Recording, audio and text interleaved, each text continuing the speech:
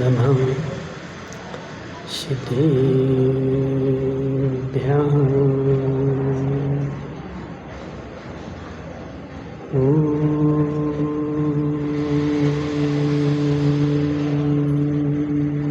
नमः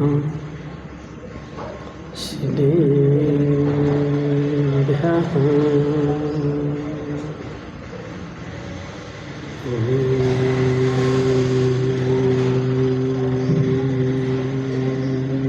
नमः सिद्धेभ्यः।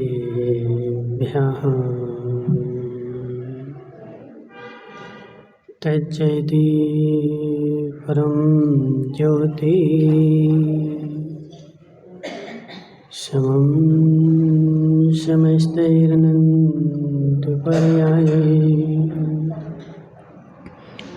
दर्पणतलिविशकला प्रतिफलति पदार्थमालिका यत्र। नमो अरिहन्ताणं नमो सिद्धाणं नमो आयर्याणं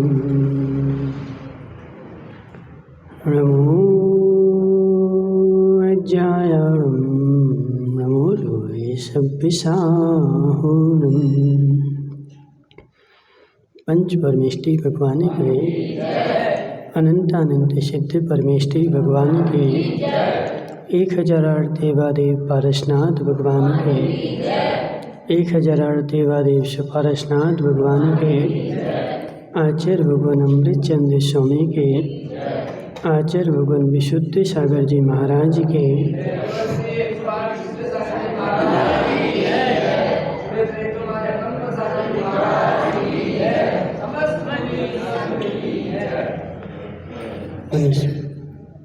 तीर्थंकर भगवान मध्य प्रदेश श्याल वाणी जयवंत हो आचार्य भगवान अमृतचंद्र स्वामी तत्व का स्वरूप समझाते हुए कह रहे हैं कि हे जीव, पुण्य के उदय में संभल के रहना। आज तक जितने भी गड्ढे में गए हैं उनमें बहुतायत पुण्य के उदय में गए।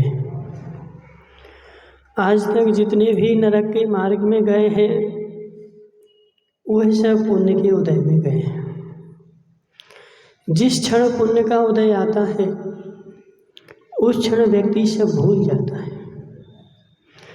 पुण्य के उदय में ना तो भगवान का याद आता है ना धर्म याद आता है और उस सारे कर्तव्य को अपना ही मानता है और मैं ही सब कर रहा हूँ, पुण्य तो कुछ कर ही नहीं रहा है। राजेश भाई समझना, जिसने भी धर्म को छोड़ा है पुण्य के उदय में छोड़ा कि पाप के उदय में छोड़ा।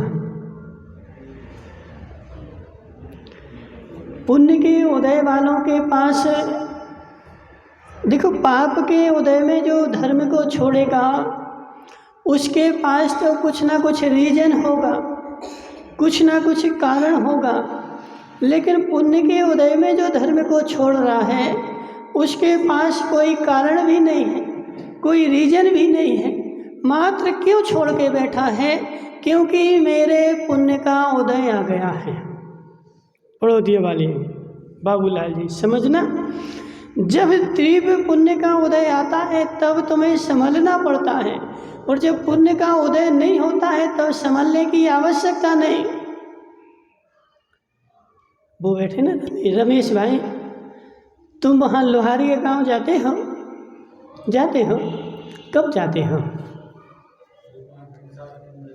अच्छा 2, 5, 7, 10 दिन में जाते ना, तो तुम गाड़ी से आराम से निकल जाते। लेकिन गाड़ी संभालना कब पड़ती? जब पानी भरा होता है तब कि खाली रोड पर?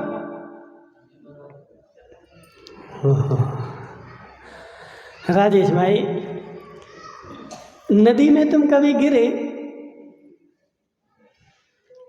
उस दिन वो लोग बोल रहे थे, बोले महाराज वो राजेश तो पानी में से निकला तो कप रहा था।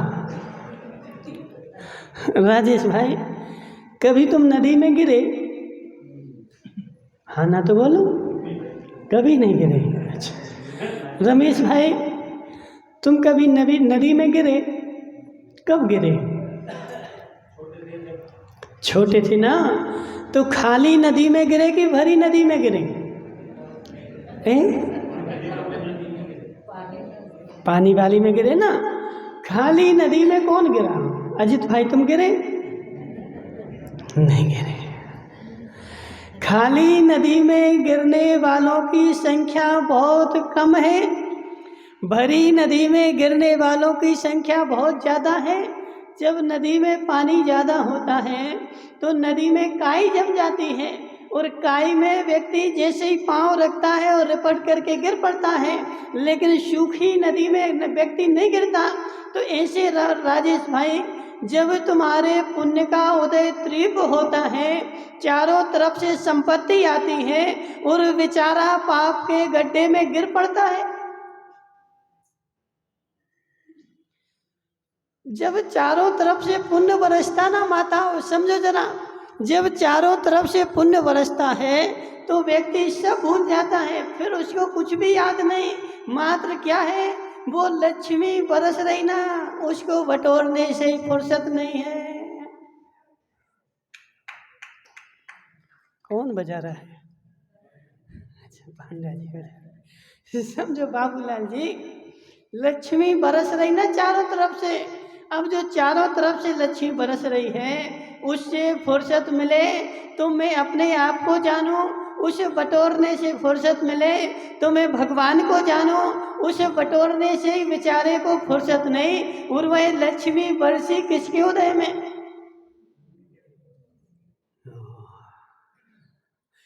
बाबूलाल जी संभल के रहना, बाबूलाल जी संभल के रहना। पानी नहीं बरसे तो काम नहीं चलेगा, और पानी यदि ज़्यादा बरसेगा तब भी काम नहीं चलेगा। पानी तो बरसना चाहिए, लेकिन उस बरसते पानी में मुझे अपने आप को संभालना है। बरसते पानी में यदि नहीं संभाल पाए तो मुंह के बल गिरोगे, और महावीर भाई दोहराया, दोनों दांत टूट जाएंगे।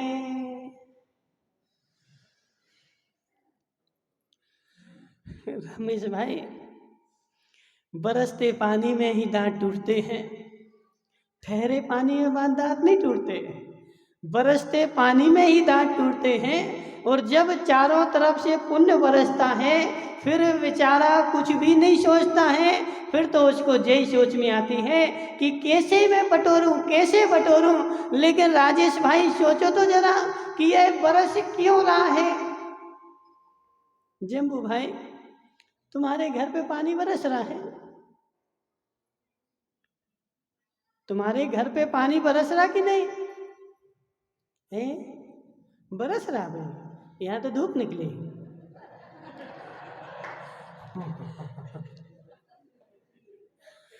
यहाँ तो धूप निकली, बोला हमारे घर में पानी बरस रहा है। जम्बू भाई, तुम्हारे घर पे पानी बरसा था कभी? है? पानी बरसा था? क्यों बरसा था पानी? है? पानी क्यों बरसा था? क्योंकि धूप निकली थी, और धूप जो निकली थी, धूप ने समुद्रों के पानी को सुखा करके बादल बना दिया था, और समुद्र के पानी सूख करके बादल बन गए। और जब हवा चली तो वह बादल तुम्हारे गांव में आ गए, और वह बादल में जो पानी भरा था वह बरसने लगा। ऐसे जम्बू भाई, पूर्व भव में तुमने भगवान की भक्ति की थी, गुरुओं को दान दिया था, जिनवाणी का स्वाध्याय किया था, विशुद्धि बढ़ाई थी, उससे तुम्हारा पुण्य के बादल भर गए थे। और वह पुण्य के बादल जो भरे हुए थे वह इस भव में तुम्हारे बरस रहे हैं। लेकिन अब जब बरस रहे हैं, जब बेचारे को कुछ भी ध्यान नहीं है।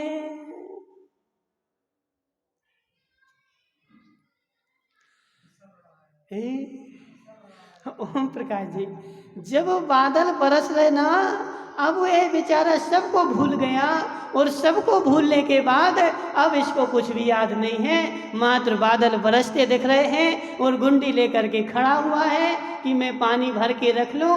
आज तो बरस रहे, आज भर के रख लो, लेकिन कल क्या होगा?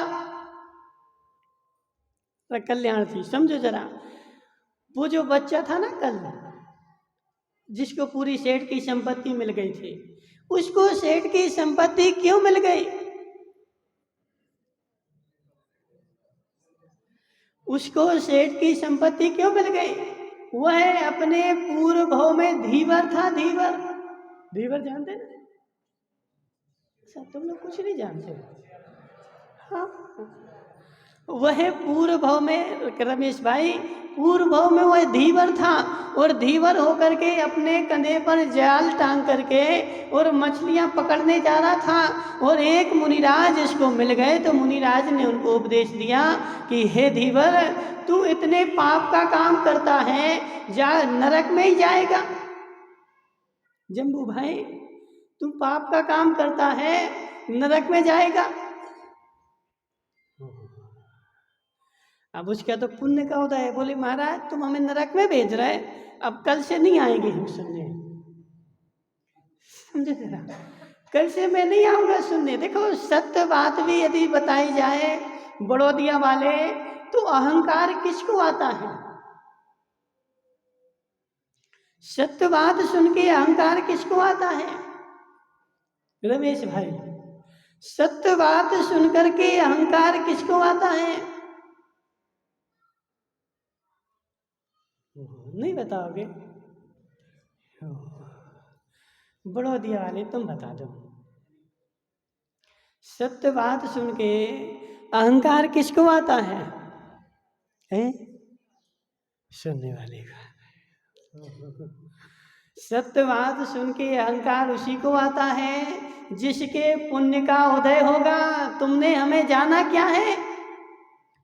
तुम अभी हमें जानते ही नहीं। राजेश भाई, तुम्हें यदि कोई गालियां देने लगे, तुम मुझे जानते नहीं मैं कौन हूं, अभी तुम्हें जेल में बंद करवा दूंगा। वह नहीं सोचेगा कि ये गालियां क्यों दे रहा है, तुम्हारी गलती हो चाहे उसकी गलती हो, लेकिन मानेगा किसकी गलती? गोरू भाई, समझो जरा, तुम्हारी गाड़ी कभी किसी से टकरानी, कि तुम्हारी गाड़ी में किसी की गाड़ी टकरानी है?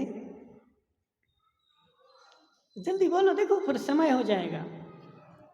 तुम्हारी गाड़ी में गाड़ी टकरानी कि तुम्हारी गाड़ी किसी से टकरानी है? दोनों ही होते ना। तो जब तुम्हारी गाड़ी दूसरे से टकराई थी, तब उसकी गलती थी कि तुम्हारी गलती थी?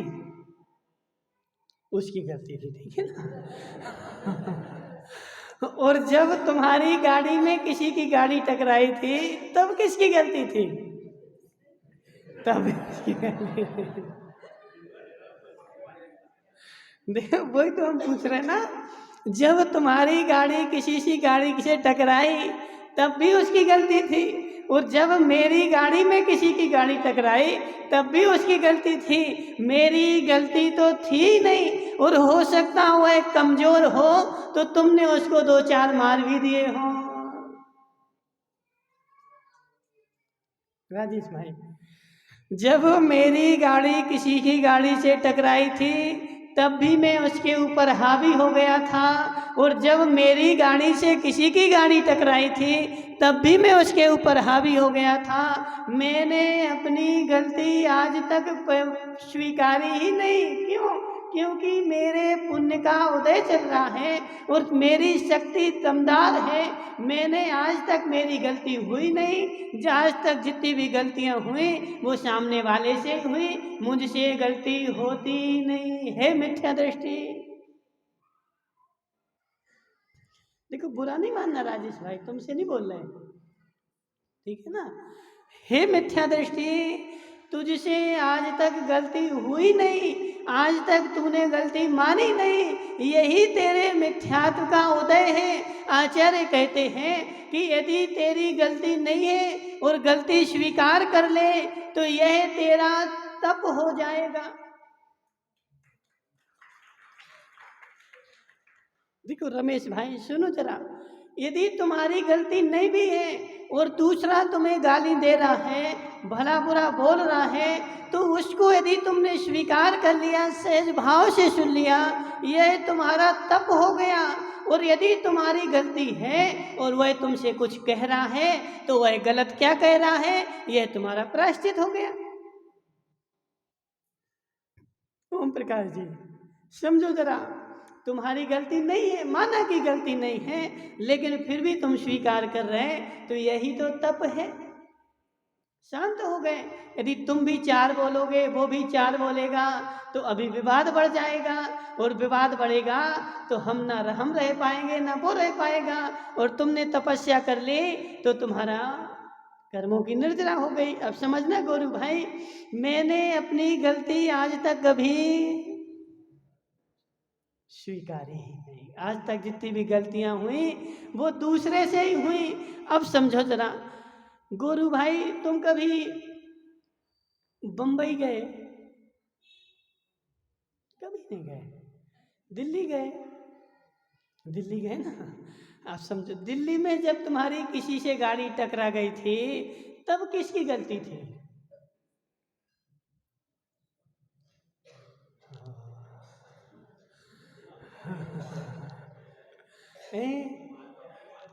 उसकी गलती थी ना।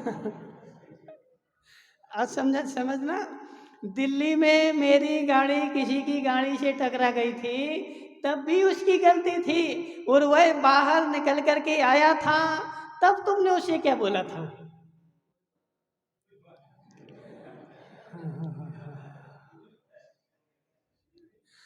कोई बात नहीं, कोई बात नहीं, टकरा गई कोई बात नहीं, कुछ नहीं हुआ, चलो जाओ, चले जाओ, ठीक है। ऐसे ही बोला था ना कि उसको भी तुमने दो पकड़ के मार दिए थे, क्यों नहीं मारे उसको?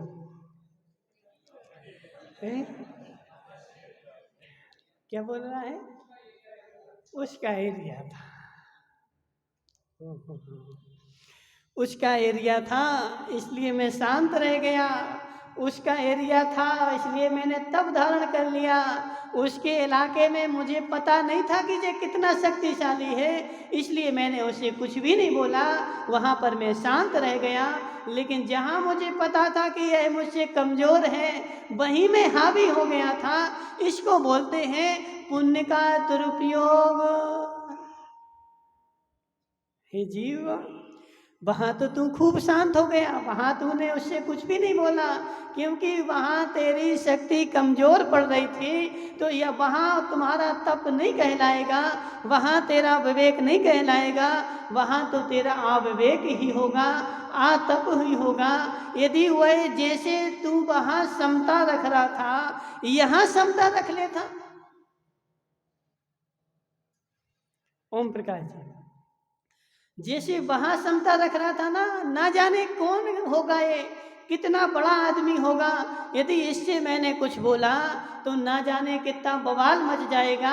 वहाँ तो बेचारा शांत हो गया, अपने पुण्य को दबा दिया, उसके पुण्य से मेरा पुण्य कमज़ोर पड़ गया। लेकिन जब यहाँ गाड़ी टकराई थी तब यह हावी हो गया था। आज तक मेरी गलती कभी हुई नहीं, आज तक जितनी भी गलतियाँ हुई गजराज भाई उस सामने वाले की हुई हैं, मेरी आज तक गलती नहीं हुई। ये गलती नहीं स्वीकार रहा है, यह तेरी गलती है। सुगंजन जी समझ में आ रहा? समझ में आ रहा है? तू अपनी गलती नहीं स्वीकार कर रहा है, यही तेरी सबसे बड़ी गलती है। यदि अपनी गलती स्वीकार कर ले तो आगे से तुझे गलती होगी नहीं, तू संभल के चलेगा। इसलिए रमेश भाई समझो जरा, आज तक मेरी गलती कभी हुई नहीं, आज तक जितनी भी गलतियां हुई हैं वो मात्र सामने वाले की हुई हैं, और आज तक मेरी गलती हुई नहीं। यही तेरे पुण्य का उदय है, और तू पुण्य की उदय में मदमस्त हो गया है, तुझे पुण्य का नशा चढ़ गया है। गांधी जी, गांधी जी, तुम्हें पुण्य का नशा चढ़ गया है। मदिरा का ही नशा चढ़ता हो ऐसा नहीं है। ओम प्रकाश जी, मदिरा का ही नशा चढ़ता हो ऐसा नहीं है, पुण्य का भी नशा चढ़ता है, पुण्य का भी नशा चढ़ता है। और वह पुण्य का नशा तब चढ़ता है जब पुण्य का उदय तेज होता है, और तेज पुण्य के उदय में बेचारे को कुछ भी नहीं सुहाता, मात्र अपना अहंकार, मात्र अपना मद और मात्र अपनी पोजीशन कि मैं हूं तो कोई है ही नहीं। इसको बोलते हैं पुण्य का नशा। ओम प्रकाश जी, इसको बोलते हैं पुण्य का नशा। और जब पुण्य का नशा तीव्र चढ़ता है तो मेरी मनुष्य भाव भी पर्याय विचारी बेकार चली जाती है। मनुष्य भाव की पर्याय का ऐसा पुण्य का नशा चढ़ा, पूरा जीवन मेरा बीत गया। कल्याणमल जी कितने साल के हो गए?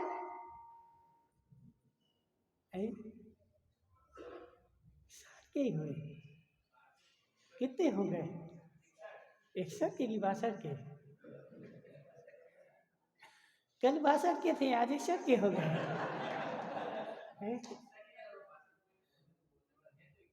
61 के हो गए, समझना। क्या नाम लिखा? ओम प्रकाश जी कितने साल के हो गए? 66 के। 66 के हो गए। 66 साल के हो गए। तुम्हें 66 साल का अनुभव हुआ कि जल्दी से हो गए? तुम्हारे 66 साल कब निकल गए पता चला तुम्हें?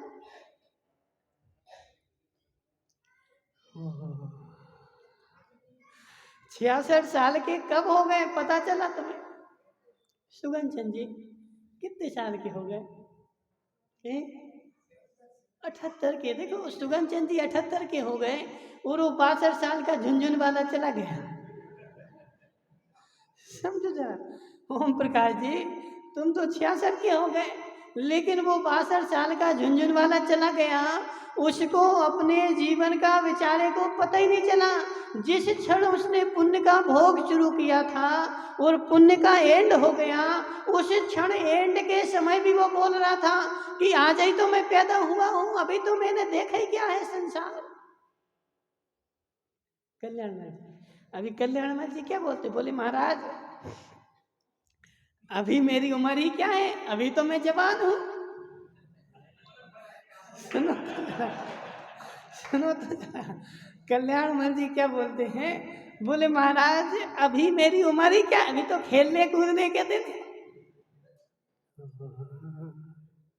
जी भी कल्याण जी, कल्याण जी तुम जवान दिख रहे हो नहीं हो?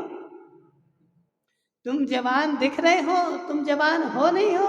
भूल मत जाना कि अभी मैं 40 साल का हूँ, तुम 61 साल के हो गए और लग रहे 40 साल जैसे, तो 40 में मत भूल जाना तुम 61 के हो गए। और 61 में 40 के क्यों दिख रहे? क्योंकि तुम्हारे पुण्य का उदय है।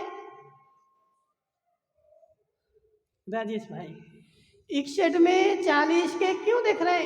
क्योंकि तुम्हारी पुण्य प्रकृतियों का तीव्र उदय है, और पुण्य प्रकृतियों का तीव्र उदय होने के कारण तुम्हारे चेहरे पर झुर्रियां नहीं पड़ी, और तुम उस पुण्य के उदय में मस्त होकर के बोले महाराज अभी हमारी उम्र ही क्या है, जो संन्यास लेने की उम्र तो इनकी नेमी चंदी की है। समझना, संन्यास लेने की उम्र किसकी है? नेमी चंद जी की है। अब बेचारे के बाल झड़ गए, मुंह में से दांत चले गए, पेट में कुछ बचा नहीं है, भोजन पचता नहीं है, अब जाओ से तुम संन्यास ले लो। नीलेश भाई, नीलेश भाई धर्म इतना डराखोरा नहीं है, धर्म इतना साधारण नहीं है, धर्म इतना बेकार नहीं है कि बेचारा देखो जब तक फल अच्छा चमक रहा था। देखो जी महावीर है ना, महावीर सावला इतना होशियार है, क्या करता है अच्छे बढ़िया फल लाता है बाजार से और फ्रिज में रख देता है, और रोज एक एक फल बेचारा चूसता है, खूब चूसता है, और जब वो सड़ जाता ना तो भगवान को चढ़ाने आ जाता, लो भगवान। ऐसे ही होता है रमेश भाई, ऐसे ही होता है। भगवान को बादाम चढ़ाने आएगा तो कौन सी बादाम चढ़ाएगा? बोले वो मंदिर की कड़वी वाली बादाम दे दो, भगवान को तो चढ़ाना है। समझना। वो जम्बू भाई भगवान को श्रीफल चढ़ाने जाएगा, लेकिन कौन सा जो सड़ गया होगा, जो ग्राहक नहीं ले रहा होगा, जो बज नहीं रहा होगा, सो वो ले जाओ, सो कहाँ चढ़ा दो, भगवान के चरणों में चढ़ा दो। जो अच्छे अच्छे होंगे सो सब बेच डालेगा, और सड़े सड़े बचेंगे सो भगवान के चरणों में चढ़ा देगा। इसलिए महावीर भाई, जब तक तेरी उम्र अच्छी है, दांत अच्छे हैं, पेट में आते अच्छी हैं, तेरा शरीर काम कर रहा है, तब तक तो बेचारा भोगों में चूसता रहेगा। कल्याण जी समझना, जब तक शरीर अच्छा है। कल्याण जी का उत्तर क्या होता, बोले महाराज अभी तो हम जवान हैं, अभी हमारी उम्र क्या हुई, अभी धर्म कर्म करने की उम्र थोड़ी हुई, अभी हमारी छोड़ने की उम्र थोड़ी हुई। छोड़ने की उम्र कब होगी सुगन चंद जी, छोड़ने की उम्र कब होगी?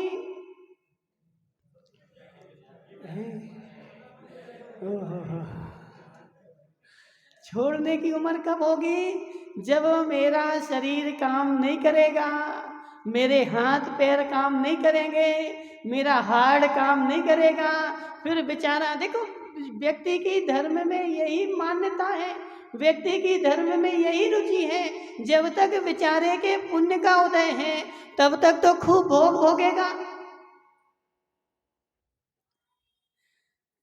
क्या नाम तुम्हारा? महावीर भाई। ऐसे ही है कि नहीं है? जब तक पुण्य का उदय है तब तक शरीर अच्छा है, और जब तक शरीर अच्छा है तब तक बेचारा खूब भोग भोगेगा, भोगों में मस्त रहेगा। ना उसको धर्म समझ में आएगा, ना भगवान समझ में आएंगे। भगवान किस क्षण समझ में आते हैं? जिस क्षण कोई कष्ट हो जाए, फिर आते बोले महाराज इसको आशीर्वाद दे दो, ऐसा ऐसा हो गया। हे बेचारे, जब तेरा सब कुछ अच्छा चल रहा था तब तू कहाँ था?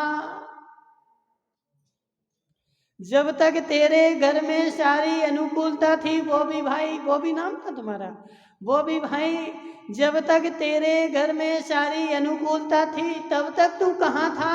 तब तक तू तो पुण्य का भोग भोग रहा था। लेकिन जैसे ही पाप कर्म का उदय आया तो फिर उसको बेचारे को भगवान समझ में आते हैं। हे भगवान ऐसा ऐसा हो गया, हम एक श्रीफल चढ़ाते हमारा काम हो जाए, महाराज हमें आशीर्वाद दे दो। कब समझ में आता है? जब पाप का उदय आता है तब तक देखो बॉबी भाई, तुम्हारे पुण्य का उदय है, दुकान खोलने जाते हो, लच्छी बरसती है, लेकिन अभी पुण्य के उदय में समझ जाओ कि यह सब चमड़े की चीजें बेचोगे, घोर पाप का बंद होगा। देखो बहुत सारे लोग बैठे हैं, बता ही देते, बात आ गई तो। माताओं, चमड़े की वस्तु पहनना और चमड़े की वस्तु रखना, चमड़े की वस्तु खरीदना और चमड़े की वस्तु बेचना, यानी जीव की हिंसा करना।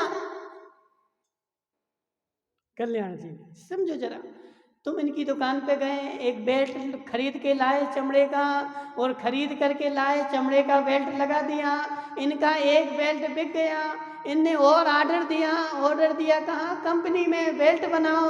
तो वह गया तो एक गाय को पकड़ के लाया, और तुम्हारे निमित्त से उसने गाय की हत्या कर दी। चमड़ा कहाँ से आएगा? चमड़ा कहाँ से आएगा?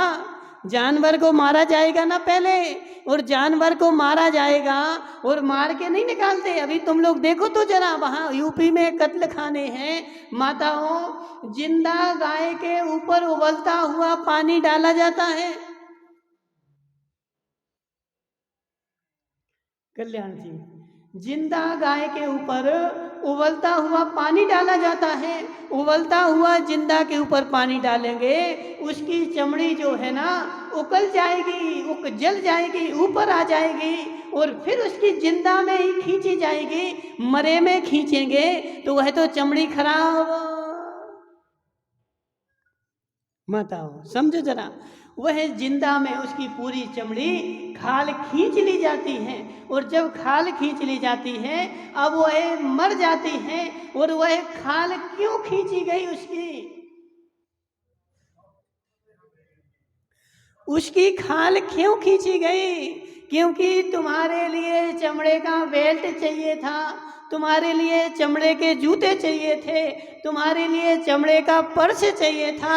माताओं, तुमने यहाँ से मांग लगाई और वहाँ गाय की चमड़ी खींची गई। उसके हत्यारा तुम ही हो, तुम उसके हत्यारे। वो हत्यारा नहीं है, वो तो बेचारा अज्ञानी है, और तुम यूज नहीं करोगे तो उसकी खाल क्यों खींची जाएगी?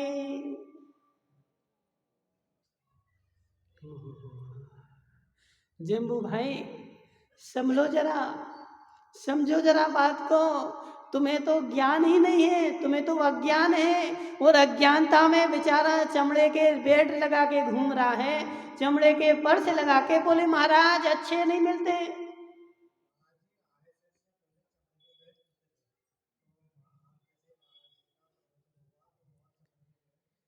देखो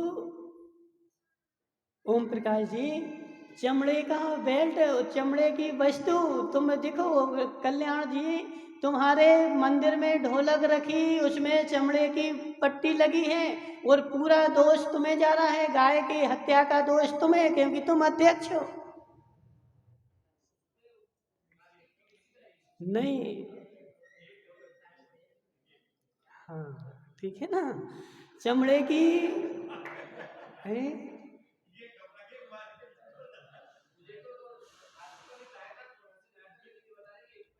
हाँ समझो जरा, हमारी बात समझो जरा।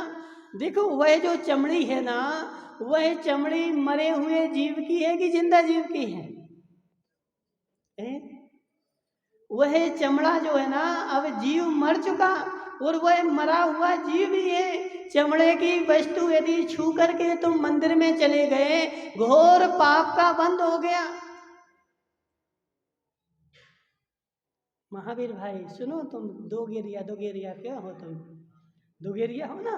चमड़े की वस्तु तुमने छू ली और छू करके तुम मंदिर में चले गए, तुम्हें घोर पाप का बंध हो गया, क्योंकि तुम शुद्ध नहीं थे, तुम अशुद्ध हो गए थे। मरे हुए जीव को छू करके मंदिर में तुमने प्रवेश किया, तुम अशुद्ध हो गए।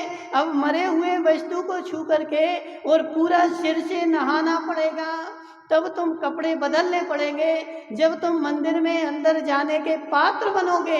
अब चमड़ी को छू करके बेचारा पैर करके और मंदिर में जा रहा है, घोर पाप का बंध हो रहा है, मंदिर की शुद्धि को अशुद्ध कर रहा है। कल्याण जी, हाँ देखो, तुम मुखिया बने ना, तुम मुखिया क्यों बने? मुखिया सुनो जरा, मुखिया को ही पाप लगता है, क्योंकि वह इस इन सबका सर्वो सर्व बना ना है। देखो पुण्य क्यों बोलो, पाप बोलो ना। सुनो जरा कल्याणमल जी, तुम्हें लोगों को समझाना चाहिए, आज तक तुमने क्यों नहीं समझाया? वो तो ठीक है, और भी देखो ना, तुम्हारे गांव में हमने देखा बेचारे बेल्ट लगा करके चमड़ा का घूम रहे हैं, जेब में पर्स चमड़े का लेके घूम रहे हैं, जूता चमड़े के और तो और कपड़े चमड़े के पहन के घूम रहे हैं।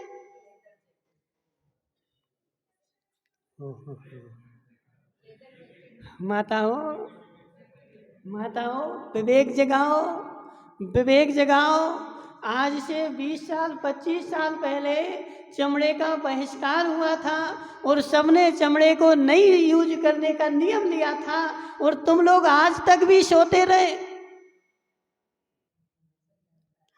आज तक भी सो रहे बेचारे चमड़े के पर्स लेकर के।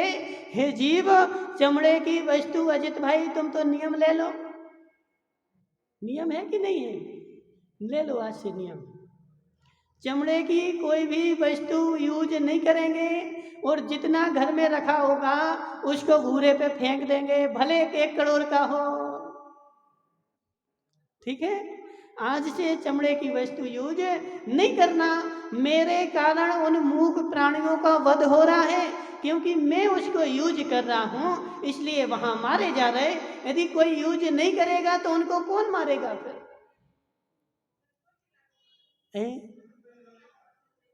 देखो, जो होशियार होगा वो ले लेगा। जम्बू भाई, लोगे नियम?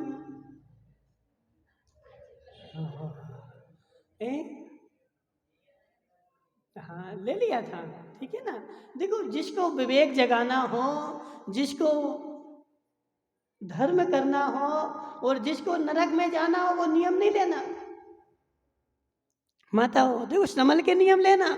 जिसको नरक में जाना हो वो चमड़े की वस्तु यूज करने का नियम नहीं लेना, क्योंकि नियम ले लोगे तो नरक में कैसे जाओगे? ठीक है ना। और जो नियम नहीं ले वो खूब खूब चमड़े की यूज करना और फिर नरक में जाना, फिर तुम्हारा चमड़ा खींचा जाएगा। ठीक है ना। सुगन चंद जी, समझो जरा, मेरी अज्ञानता के कारण कितने जीवों का वध हो गया। मेरे अज्ञानता के कारण कितने जीवों के प्राणघात हो गए। उन जीवों को वहां काटा जा रहा है और मैं यहाँ मांग कर रहा हूँ, हे पुण्य, तूने मुझे धोखा दे दिया।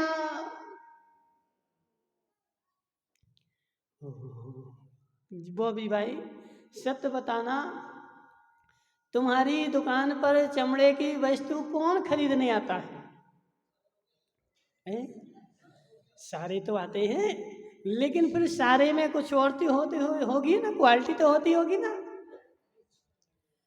पैसे वाले ले आते हैं कि गरीब झाड़ू लगाने वाले आते हैं?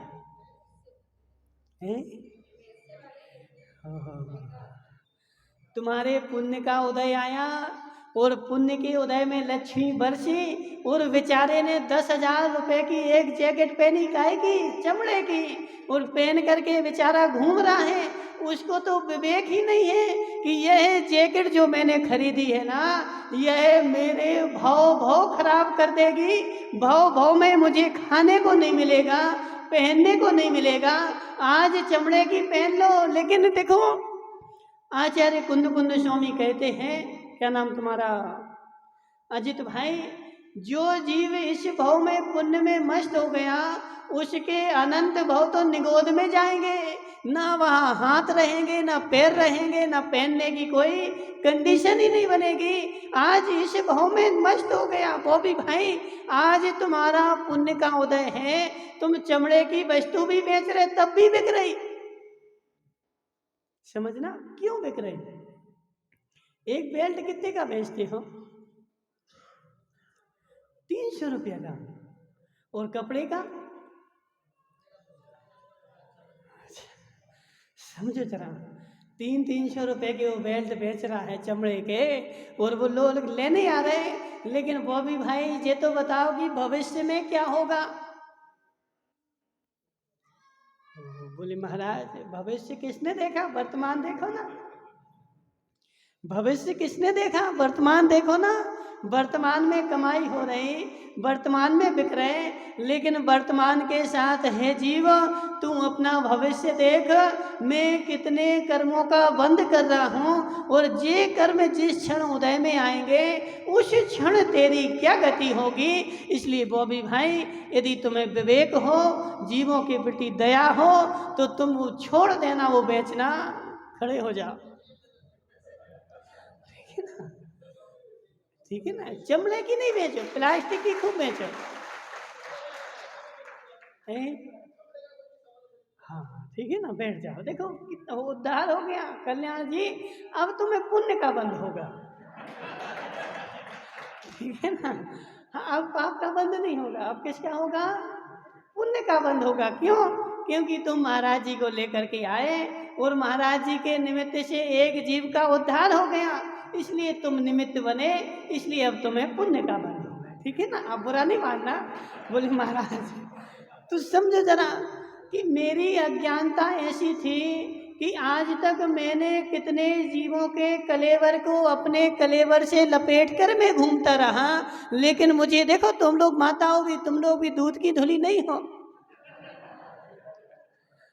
देखो सारे दोष इनको ही नहीं दे देना। तुम भी दूध की धुली नहीं हो, वहां जाती हो कहाँ दुकान पर, हमें पर्स चाहिए, कौन सा पर्स, वो नरम नरम। तुमसे नहीं बोल रहे तुमसे नहीं बोल रहे अम्मा, और पूछो ना सबसे, नहीं रखते क्या? वो नरम नरम पर्स लाते हैं, बिल्कुल सॉफ्ट होना चाहिए, भले कितने का, 10,000 का हो, 20,000 का हो, सफ़ेद कलर का बिल्कुल नरम पर्स चाहिए हैं। पहले ये तो सोचो कि वह बना कैसे है। एक छोटे से खरगोश के बच्चे को, बताओ समझो जरा, छोटे से खरगोश के बच्चे को अपनी माँ से अलग किया गया और उसका फिर जिंदा में उसकी खाल खींची गई, और खाल खींचने के बाद जो तुम्हारे हाथ में सफ़ेद कलर का नरम पर्स आ रहा है वह खरगोश की चमड़ी है, और वह भी नवजात की होने के कारण वह नरम है, और बेचारी नरम लटका करके अपने आप को महान मान रही है। अगले भव में तेरी संतान नहीं होगी। हरकचंद जी नहीं आ रहा समझ में? बोले बोले हरकचंद जी बोले महाराज हमें तो वो आत्मा ही समझ में आती है, और कुछ नहीं समझ में आता है। इसको छोड़ करके आत्मा नहीं होती है, दूसरे आत्मा का तो घात कर दिया, और निज में बोल रहा कि हम तो आत्मा का ध्यान कर रहे हैं। क्या तुम आत्मा का ध्यान कर रहे हैं? दूसरे को तो तुमने मौत के घाट उतार दिया, और मौत के घाट उतारने के बाद तुम्हें आत्मा का ध्यान होने वाला नहीं है। इसलिए यहाँ भी विवेक लगाना पड़ेगा कि मैं जो पर्स लेकर के घूम रहा हूँ उसमें एक छोटे से खरगोश के बच्चे को मौत के घाट उतरा है। पहले तो उसकी माँ से अलग किया गया, इसलिए अगले भाव में मेरे बच्चे नहीं हो गए, और फिर डॉक्टरों के पास तड़पते रहना कि मेरे बच्चे क्यों नहीं हो रहे, क्योंकि तुमने दूसरे के बच्चे को मौत के घाट उतारा था।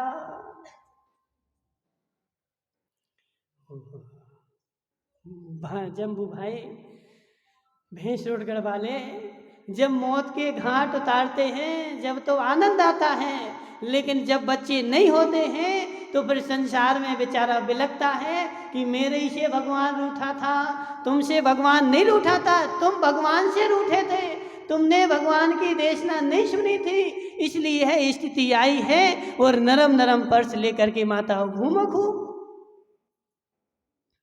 देखो उसको सोचो तो जरा कि यह किस जीव की चमड़ी है, किसको मौत के घाट उतारा गया, उसके बाद यह मेरे हाथ में आई है। कुछ भी भान नहीं, मेरे पुण्य का उदय है, और पुण्य के उदय में मैं सब कुछ भूल गया हूँ। मेरे पास पैसा आया है, मुझे अच्छी से अच्छी वस्तु चाहिए है। हे पुण्य, हे पुण्य अजित भाई, हे पुण्य, तेरे पुण्य ने तुझे धोखा दे दिया, तेरा पुण्य तेरा घातक हो गया, तेरे पुण्य ने ही तेरी आत्मा का मर्डर कर दिया, तेरे पुण्य ने ही तेरी आत्मा का घात कर दिया। अब तेरी सोचने समझने की शक्ति कहाँ चली गई?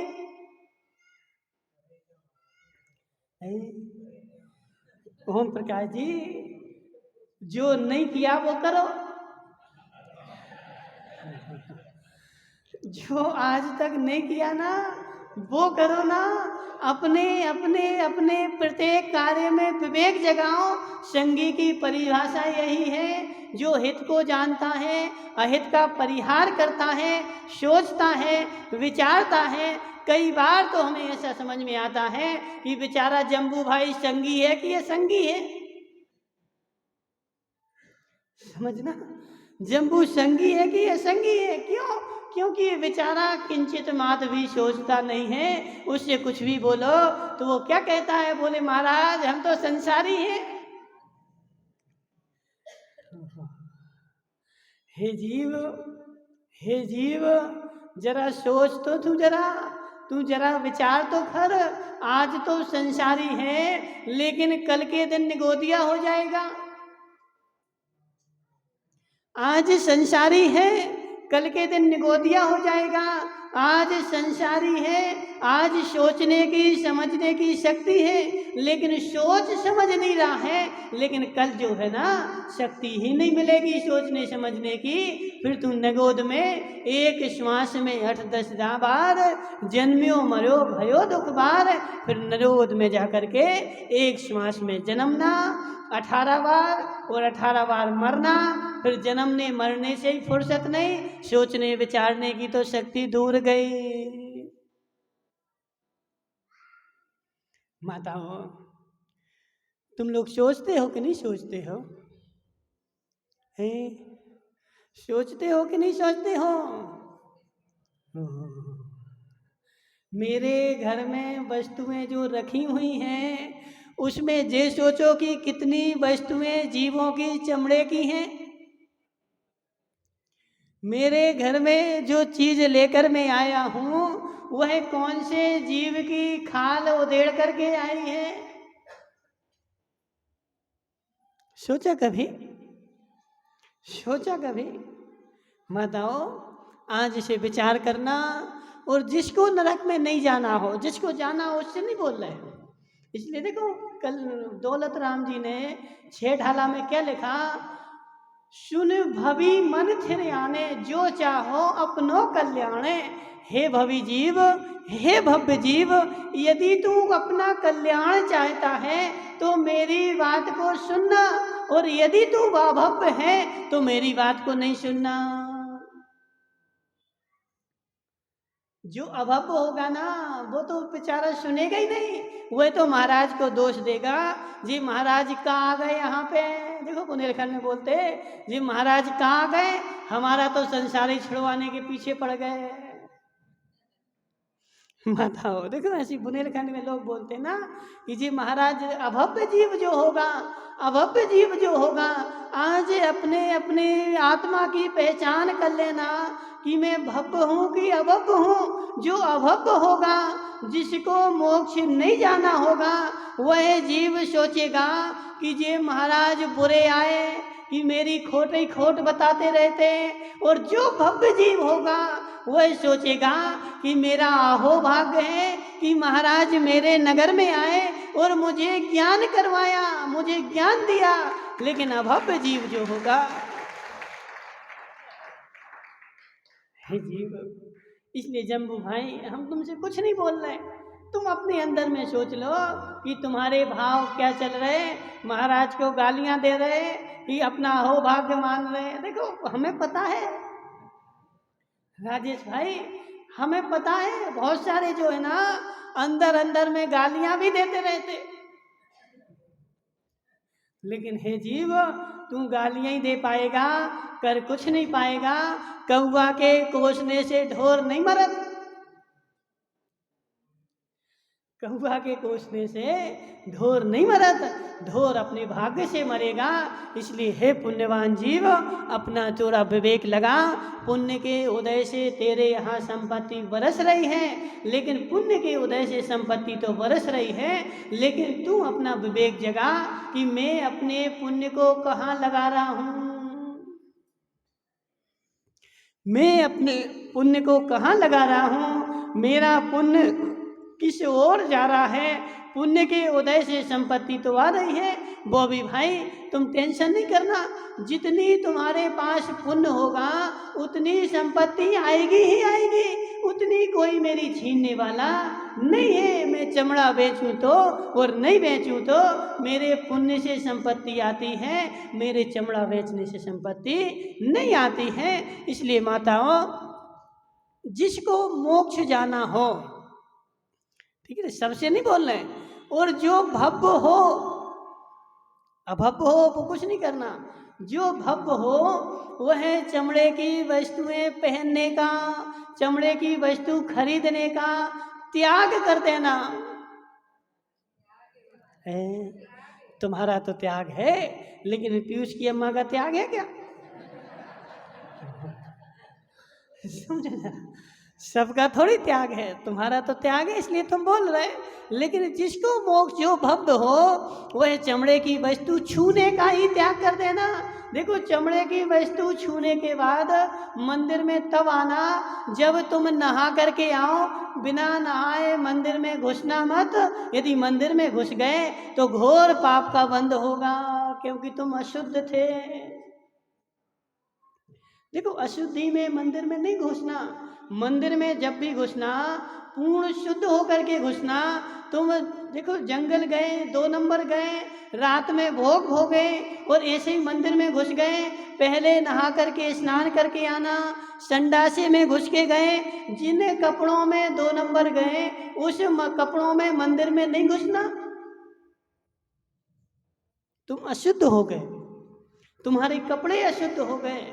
पहले उन कपड़ों को धोना और धुले कपड़े पहन करके मंदिर में घुसना। यदि वह कपड़े पहन करके मंदिर में जाते हो तो घोर पाप का बंध होगा, क्योंकि तुमने मंदिर की अशुद्धि की शुद्धि को अशुद्धि में बदल दिया। राजेश भाई, तुम तो नहीं आते कि लोटा लेके गए और यहाँ मंदिर में घुस गए, ठीक है ना। जब भी देखो, जब भी, चाहे दिन में जाओ, चाहे रात में जाओ, चाहे सुबह जाओ, लेकिन जिन कपड़ों को पहन करके गए उन कपड़ों में मंदिर में नहीं घुसना। पीयूष की अम्मा, ठीक है ना। कपड़े जब भी मंदिर आओ तो कपड़े बदल के आना, या फिर दूसरे कपड़े वहाँ रखना। शुद्धि का विशेष ध्यान रखना। यदि शुद्धि का हरक चंद जी ध्यान नहीं रखा तो घोर पाप का बंध होगा, और घोर पाप के बंध में नरक आयु का बंध होगा।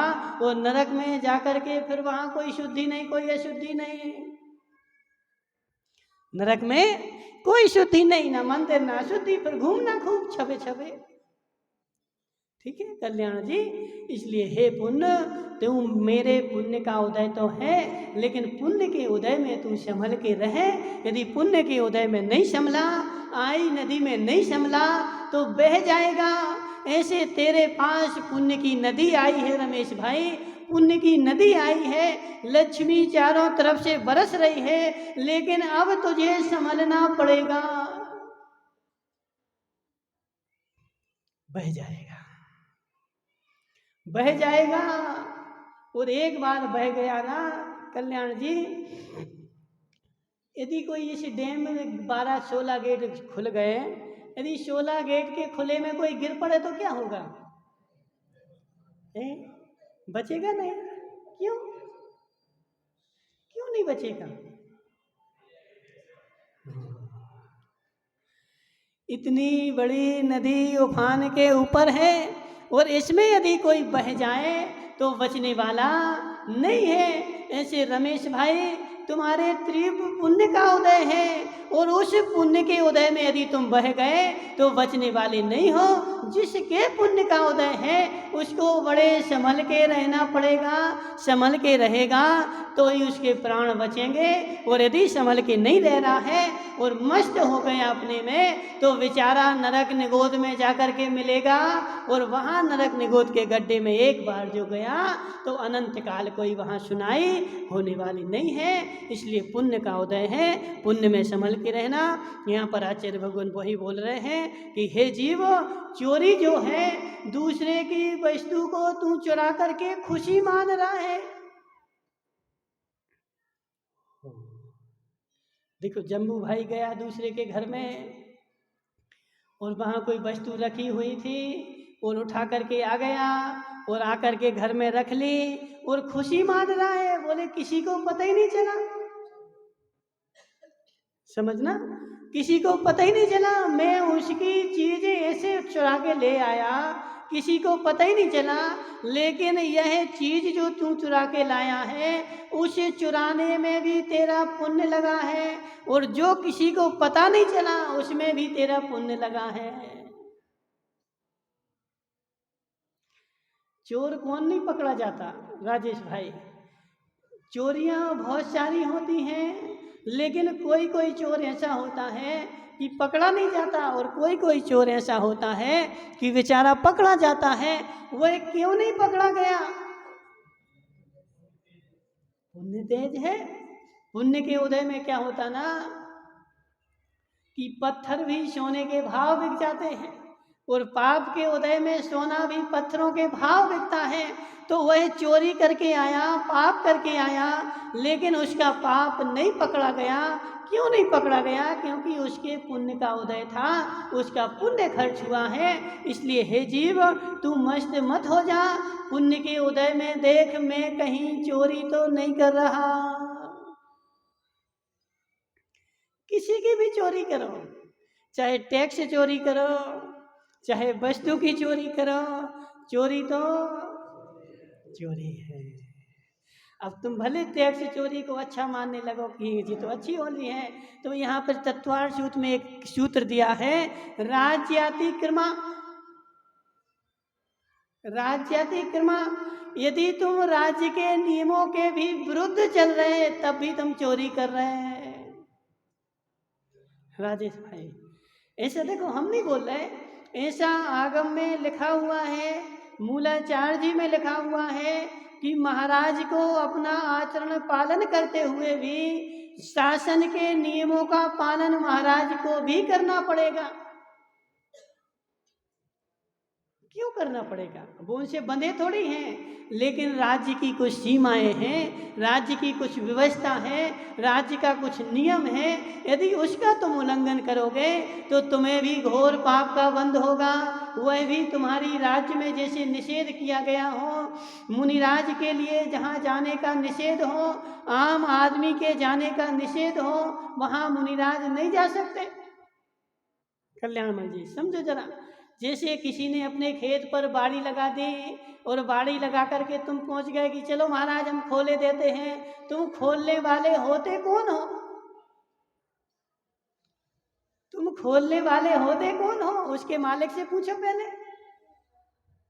जो उसका मालिक है उसने बाड़ी क्यों लगाई कि कोई मेरे खेत में अंदर ना घुसे, और तुमने उसकी बाड़ी खोल करके अंदर घुस गए, तुमने उसकी चोरी कर ली।